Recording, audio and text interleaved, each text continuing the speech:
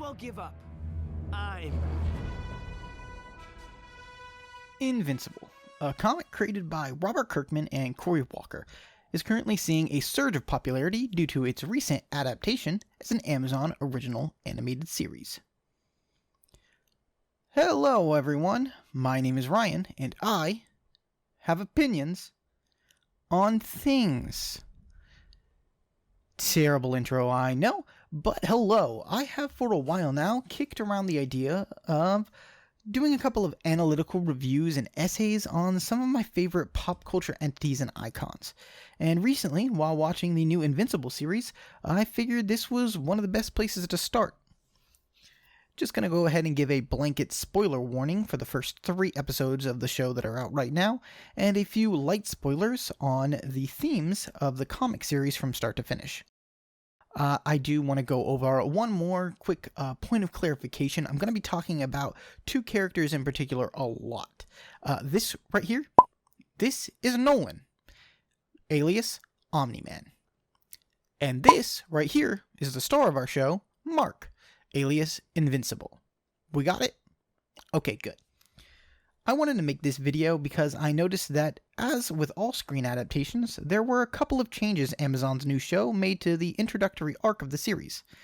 I, however, think that these additions and changes actually serve the story of Invincible much better than its comic counterpart, at least from a thematic perspective. In particular, I want to highlight 4 scenes that were added that truly get to the heart of the main themes and ideas of the story. And what is the main theme of Invincible, you ask? Well, simply, it's a father and son story. More specifically, it is the story of legacies, how they are handed down, and what it is like to try and emulate your parent while simultaneously trying to surpass them and honor them all at once. Need proof? Well, this becomes incredibly clear through the comic's final issue, so to illustrate my point, for the next minute or so, I'm going to briefly and broadly spoil the plot of the Invincible comic up to and including the final issue. So for anyone who hasn't read the comic in its entirety, you can go ahead and click on this time code right here. So this time, it's on the screen. Just go ahead and scroll over the little time bar, click right there, bada bing, there you go. That should be when I'm done talking about any spoilers. Alright. Everyone gone who cares about spoilers? Last chance. Okay, so Invincible is the story of a boy whose father has been this world's version of Superman. And after he gains powers himself, he learns that his father was actually sent there to enslave the Earth and weaken their defenses for an oncoming army. Think kind of Goku and the Saiyans a la Dragon Ball. The son refuses, the dad runs away, realizes he can't doom his son and his son's planet, his time on Earth having changed him, wishes to fight against the Empire, and eventually change the Empire's nature, after having been revealed to be the rightful heir after an ancient coup, and after he loses his life in the final conflict, the son becomes the Emperor in his stead, transforms the alien race into a galactic peacekeeper, and finally lives up to his father's dying wish. In the epilogue, we then see his own son struggle with living up to his father's alter ego on Earth, becoming Kid Invincible and trying to emulate him there. And then the eventual strain of having his father not around out-saving the universe. To exemplify these themes, the final issue opens with a scene that parallels the opening of issue 2. A conversation between father and son about the nature of their heritage, with Mark now taking the role of his own father from the second issue. Now you should have some overall context for what the series was striving for in its 144 issue run. Alright, we all back together again? Good, so then on to the real reason for this video. The 4 scenes that drastically improve the Invincible animated series. These 4 scenes, of course, are completely new additions, 2 of which change the outcome of events and what takes place in the comic counterpart, in a way that vastly improves the way the theme of father and son is portrayed within the opening arc of the narrative. These scenes are the 2 opening scenes of episodes 1 and 2, as well as the scene with Omni-Man and Invincible after the latter's first criminal takedown, as well as a scene where they play catch together. Now, the first two scenes are fairly simple in their execution, but serve as an incredible thematic reinforcement. The opening scene of episode 1 follows a guard at the White House as he and his partner discuss the world they live in, rife with superpowered wackiness, in a way that gives the audience a more grounded perspective to connect with right off the bat, before said superpowered wackiness comes crashing down on them. Before the superpowered conflict kicks in, though, we get a human moment when the guard describes the troubled relationship with his stepson, and how despite their differences, they were beginning to come together and connect. Upon first viewing, this just seems like an emotional beat, something to get us connected to the character, so we fear for his safety once the action begins, especially when he has a face-to-face confrontation with one of the supersized villains. However, when episode 2 opens, instead of continuing the incredible and narratively earth-shattering final moments of episode 1, you all know what they are, they choose rather to return to this lowly guard, and this time they actually introduce the stepson he had previously spoken of, as they connect a little more. This short scene then ends with an emotional moment where father and son truly connect, as the stepson calls his stepfather Dad for the first time. These two scenes, having a narrative through line and being placed right at the front of two of the introductory episodes, really accentuate their importance, especially with the theme of a father and a son connecting and understanding, despite rocky moments throughout their relationship. I'm sure many of you see where this is going.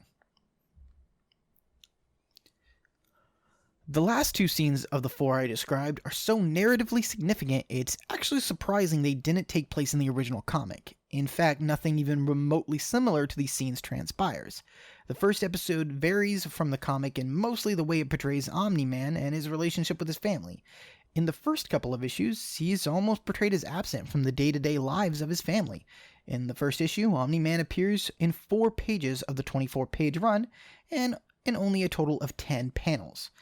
Not only does he have this lack of a presence, but his appearances themselves are of him quickly coming or going, with only superficial interactions with Mark, including not even reacting to his gaining of powers or attempting to follow in his father's footsteps with superheroing.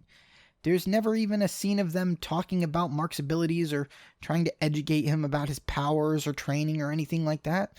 Well, aside from a flashback at the beginning of issue 2, where Nolan explains his origins at what Mark should expect to happen as he grows older, but this takes place when Mark is about 10, and the series takes place about 7 years later.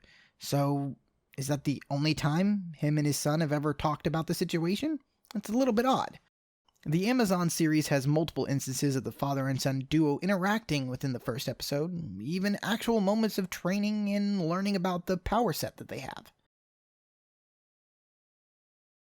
This is where the first scene comes in, as it is actually an extension of a scene that does sort of take place where Omni-Man comes upon Invincible after he takes down his first villain, and then takes him to get a real supersuit. In the comics, Nolan compliments Mark on his progress, given that it's only been what he claims to be a week, which Mark then corrects him that it's been 2. Again, implying that Nolan hasn't been around or involved in Mark adjusting to his powers, and decides to just take him to the tailor. In the show, Omni-Man actually criticizes the performance, though in a minor and constructive way, and Mark reacts poorly. There's a big emotional confrontation where Mark lays all of his motivations bare, displaying his great need for his father's approval and his desire to emulate his father. Nolan, upon realizing this, connects with his son and takes him to the tailor to make up for what just happened. This brings us to the last scene, a scene that is completely not in the comic, replacing a scene that was originally used for a similar purpose, but just wasn't nearly as effective or poignant. Nolan and Mark play a superhero version of catch, and talk about Mark's future, his worries, and what he's capable of. This is significant not only because it's a tried and true American trope of a father and son connecting, but it is previously set up via one of the regrets of the guard with his stepson having never played catch. I wasn't there when he was born. I didn't teach him how to ride a bike or throw a ball. This scene of obvious father and son camaraderie and connection is then topped off with a very important pep talk in which Nolan states, "Kids your age think they're invincible, and it holds them back, makes them careless. The thing is, you're different. You actually are invincible." That's right, folks. Nolan gives Mark his superhero name. Through his alter ego, not only does Mark telegraph his immense power set, but he also highlights his connection to his father and his hope to live up to his expectations. This is vastly different from the comics version of events, in which, during a meeting with Mark's principal, the authority figure cautions Mark on overextending himself, as, after all, he's not invincible. It changes the context of his choice of moniker from something that is willfully and an almost childlike refutation of something an authority figure said to him, to a touching reminder of his role model and what being a superhero even means to him.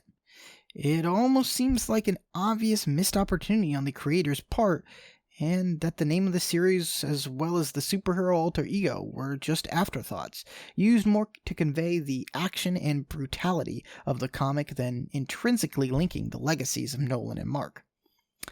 Well, at least it wasn't as something comically obvious to try and link the two together, like, say, the Omni-Boy. There are countless little changes that the animated series makes that are an improvement on the source material, from character traits and features that more flesh out their personalities, to narrative events that have been slightly tweaked to add to the drama and overall emotional weight of the story. It is these 4 scenes, though, that truly accentuate the core thematic values of the Invincible story, and really sell you on the relationship Nolan and Mark as a father and son attempting to come together over shared experience.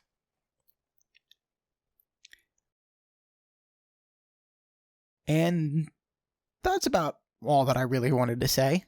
I don't know if you agree or disagree. I just happen to really think that these 4 scenes were very impactful emotionally, and I just really wanted to share that kind of genius that is being displayed in this Amazon series. You can tell this series is being handled with care.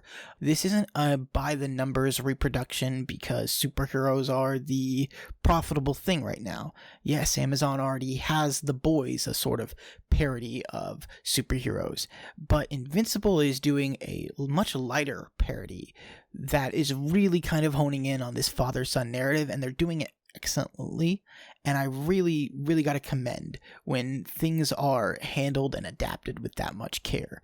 You can tell that this isn't a cash grab, it's not a popularity scheme, it's just people that really like to tell stories and really like to make things, and you can really feel the love there. So thanks, guys, for sitting for this really long video. Don't know I'm going to be making any videos quite nearly as long as this.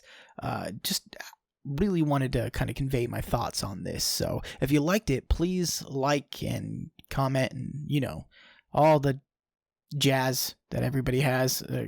So hopefully that I can make more. But thank you. Appreciate you watching to the end. If you did, and if you didn't, what am I going to do about it?